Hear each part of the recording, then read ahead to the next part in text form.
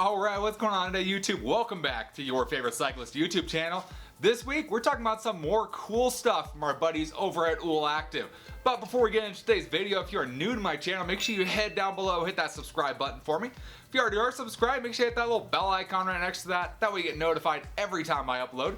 That way you don't miss any of this awesome cycling content going on this channel. So on to the video, we're talking about some more cool stuff from Active. If you missed my last video about Active and you don't know who they are, check that video out. I reviewed some of their cool, inexpensive jerseys, and I loved them. They were amazing. So what they did this time, they decided to send me out some more cool stuff to share with you guys. So first thing we're going to talk about is going to be their light. And you might be like, that light looks kind of familiar, and you're right. That's because I reviewed one very similar to this a few weeks ago. However, Active has their own version of it, and their light is actually better than the last one I reviewed. So their light here, this is their Active. It has the same kind of features, so it has a standard beam light as well as external floodlights on there. It is a 1200 lumen light with both combined, and you of course can combine both. Let's see if I can do that. There we go, both of those combined on there. It does have the display on there, so you can tell how much battery life is left.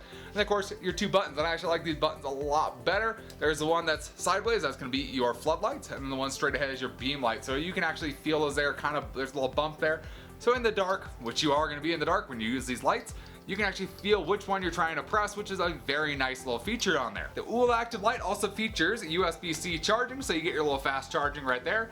And this also functions as a power bank. So of course you have one USB port right there. That way you can charge up your phone. If your phone decides to die and you're in the middle of nowhere at night, you can charge your phone off of this light. So looking at how long this battery lasts for. So if you're running both lights on high, I get about 2.5 hours out of it, which is about what they say. It's about 2.5 hours. So I get 2.5 hours out of that. Running each one, as we run just the beam light or the floodlights together or just by themselves, I get a little over 3 hours, about 3.25 hours, so 3 hours 15 minutes out of those lights. So it's a little bit less than they estimate, but it's still a decent, solid amount of time for when you're out riding. You of course can turn that down, of course that's on high, so you can turn it down from there, get a little more battery life out of it for a little bit less light, but those are kind of your times. They are roughly about what they estimate, except for the individuals, they're about an hour less than they estimate on the time. However, with how long they say both lights will last on high together, it's actually pretty dead on. So ultimately this is a really great light. Along with that, you do get this cool little mount here, so it's adjustable, so it does fit anything from a standard 25.4 bar to a 31.8 and then up to even a 35mm bar like I have on my Superfly. So pretty much with this guy, it's pretty simple to set up. So it's pretty much a clamp, and here there's nice rubber padding to secure it to your bar, of course, make sure it doesn't slide around.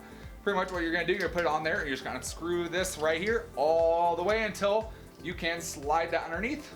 Pull it tight, and then just tighten it up till it is tight on your bars. So it is a super simple task to do. Let me go ahead, I'll just put it on here, I'll show you how quick it is. There we go. Let me just tighten that guy up, and there we go.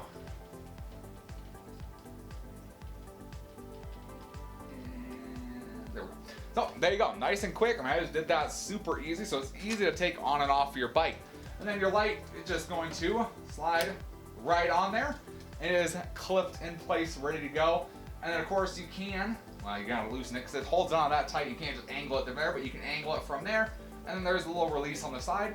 You just push it in, and out comes the light.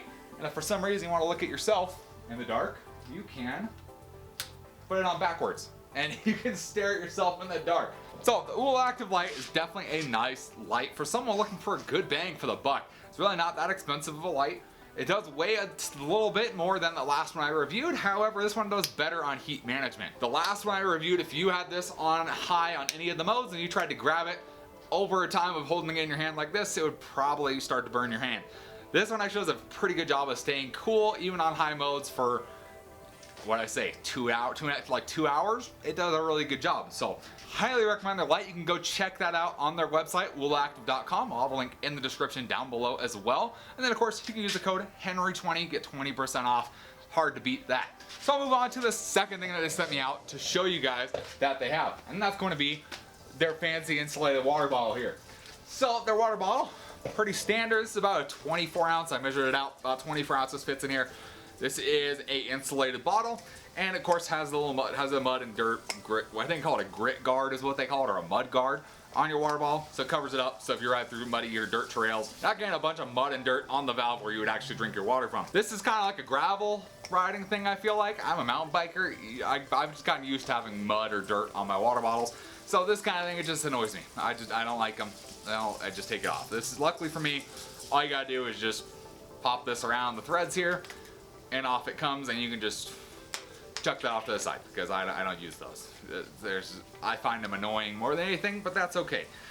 But you can still tighten the cap on. You can just like a standard water bottle. With that, you got kind of your standard pull-up cap there. Drink's good and get a good flow of water out of it, which is very nice, honestly. I kind of like the flow of water. This water's been there for like an hour and it's still pretty cold. So the insulation does seem to work, and it is ridiculously hot today. So that is a very nice thing. So coming along with that, of course, with the bike water bottle, we kind of got to talk about how it works on a bike. So on my Superfly, I just have your standard old, these are stainless steel, but standard water bottle cages here. Pretty basic, pretty much what anybody's gonna have on their bike is this style here. It's kind of your older style. Then it works really good, and pretty much what a water bottle should be based around is this style water bottle cage. So we go ahead, let's try this, try it right here. And it does fit in there. However, if I was bouncing around, I wouldn't, I don't know how I feel about that exactly. It moves around a lot. It doesn't take much to pop it out, I guess you could say. It takes a little bit, but okay. So that's that one. So let's try it on this cage here. So this is a large frame bike. It's an 18.5-inch frame, so it's fairly common size. Any smaller than this, you're probably not gonna have a second water bottle mount on here. So we're gonna go ahead, try and fit this in here. That barely fits. Okay. Okay. So let's talk about this for a second. So this is your standard water bottle that you find. I think this is probably the most common water bottle nowadays. This is the Specialized Purist water bottles. They have this big old notch right around the outside, and this is a 24 ounce. So same size as this guy, holds the same amount of fluid. Obviously you can tell it is shorter than this one.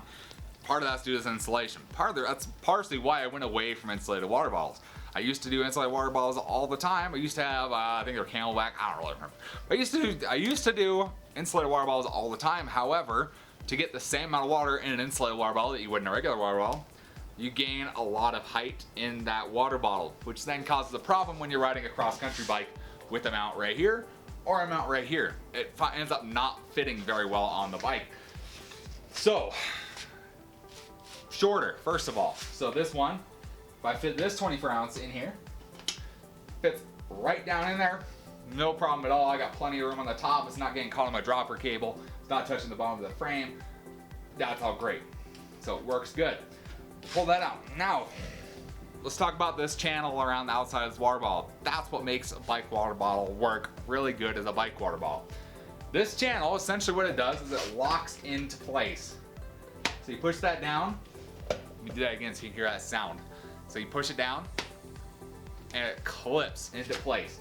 That little jut out on the top of your water bottle cage right there is made to go into that notch right there, and that makes this water bottle so much. This water bottle is empty, mind you. This one's full, so this has no weight to it, and it fits better than that, and it holds in better than this one. So this one they tried to do a little bit different design. You can kind of see around the bottle here, there are notches into this. So with those little notches, they're hoping those will line up with that little notch on the water bottle cage. However, it's not in every single spot. So it's possible you get your water bottle cage and it lines on the flat section. If it lands on the flat section, it's gonna go torpedoing out of your water bottle cage and not latch in there very well. So let's talk about my conclusion with the water bottle. Does it work as a water bottle? Yes, it works great as a water bottle. Does it insulate like it's supposed to? Yes, it insulates like it's supposed to. Is it 24 ounces, so it works with a lot of your drink mixes? Yes, this is pretty much what you'd want for a drink mix, and fits into their categories, how they mix, how they split up the drink mixes very well, so you'd be able to use that. Would I recommend this to every single person riding a bike? Probably not. I believe there are better water bottles out there that are more secure than this one in your standard water bottle cage. However, if you're looking for an insulated water bottle, I would have to say this is probably one of the better insulated water bottles I've tried, and I've tried a few of them. Most insulated water bottles don't have the same kind of notch here, so if you're looking for an insulated water bottle, this is going to be a good one for you. If you're looking for just a water bottle period, check out one of the Specialized Purist water bottles. Those are going to be a little bit better, and they're probably one of the most secure water bottles I've had while riding a bike, and that's why I use them and why most people use the Specialized Purist now. However, insulated water bottle, this is a nice one. Check it out. Again, I will have a link down in the description below. Check them out, oolactive.com. Feel free to click that link down below. It definitely helps me out. And remember to use my code Henry20. That'll get you 20% off of your order. That'll save you a bunch of money. Make it totally worth your while to get anything cool on their website. So hopefully you guys enjoyed the video. If you did, give it a big thumbs up. Appreciate the support. Any comments or questions, let me know down in the comments section below. Love chatting with you guys. Love answering any questions you guys have. And we'll see you on the next video. Thanks for watching today.